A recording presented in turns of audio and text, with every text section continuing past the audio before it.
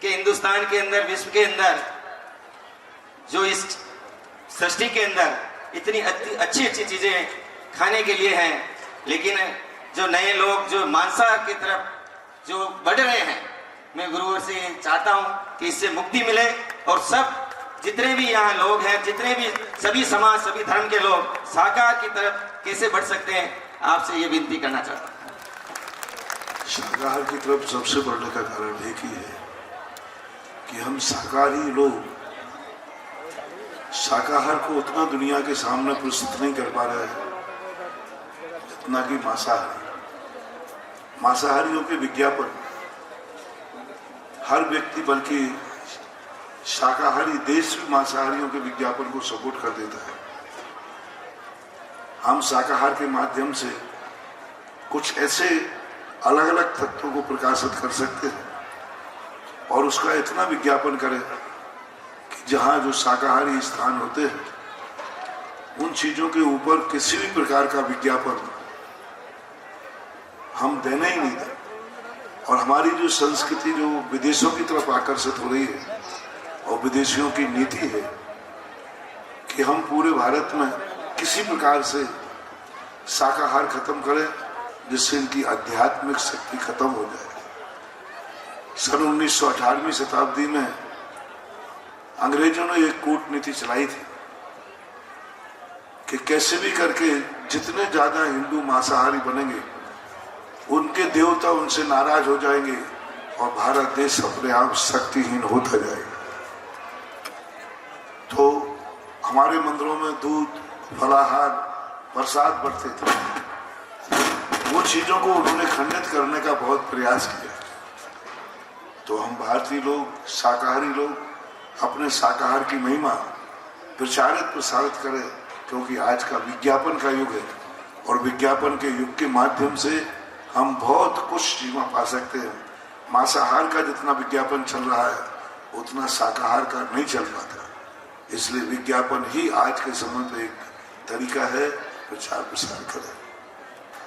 यानी संसार में जितनी बीमारियां फैल रही हैं सब मांसाहार में से फैल रही है, क्योंकि मांस, खून आदि एक ऐसे घृणित पदार्थ हैं, इनको भक्षण करने से कोई ना कोई ऐसी बीमारी फैलती है।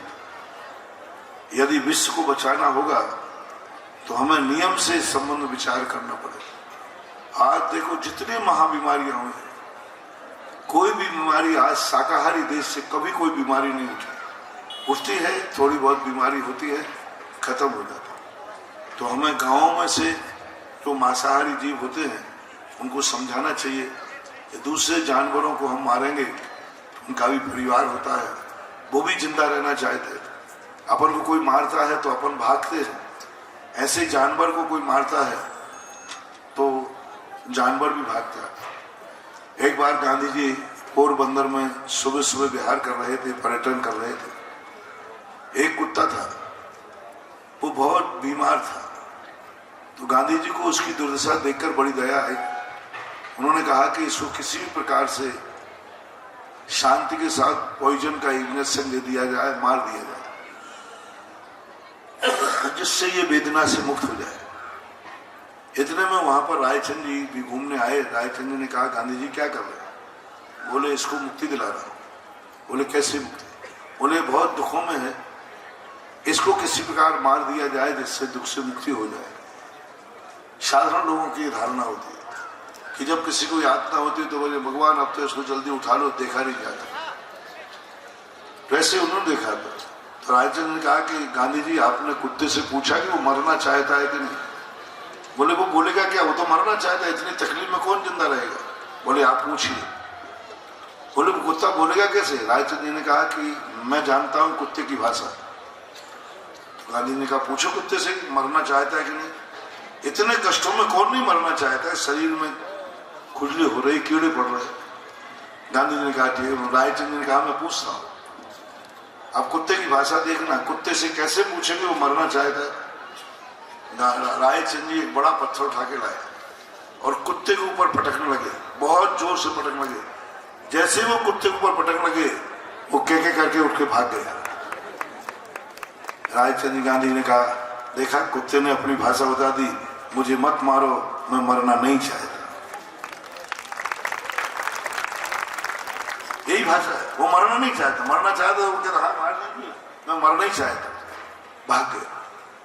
गांधी जी उस दिन से पशुओं की भाषा जानने लगे।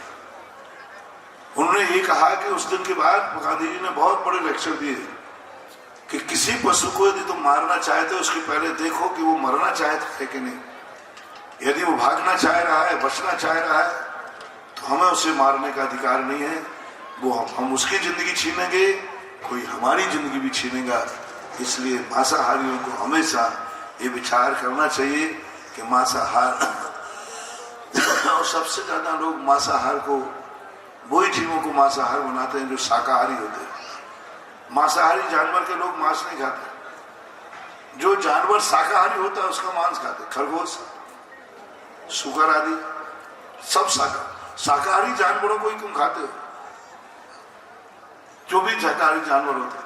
तो जो शाकाहारी जानवरों को आप खाते हो क्योंकि उसमें अच्छे विटामिन होते हैं, अच्छे। विदेशी लोग भी, शेर को कोई नहीं खाता, भालू को कोई नहीं खाता, मांसाहारी जानवरों को कोई खाते ही नहीं है। शाकाहारी जानवरों को लोग खाते हैं क्योंकि उसमें कुछ अलग ढंग का स्वाद, विटामिन होता है। अरे भाई, शाकाहारी जानवरों को खाने की अपेक्षा शाकाहारी खा लो ना, जिससे दोनों काम हो जाएंगे। एक बार मैंने बहुत बड़ी बात की, इन सूकरों को क्यों खाते? महाराज सूकर के मांस में बहुत विटामिन होता है। मैंने कि अपन खोज करें, वैज्ञानिक खोज, ये सूकर के अंदर ये विटामिन आया कहां से? जिस चीज से खा के इसमें विटामिन आया वही सीधा खा लो ना, खत्म बात ही खत्म हो जाएगी। क्यों एक जीव को मारते हो? उस जीव को मार के हत्या का कोड क्यों को मारते? इसलिए हमें सब तरफ से सोचना चाहिए।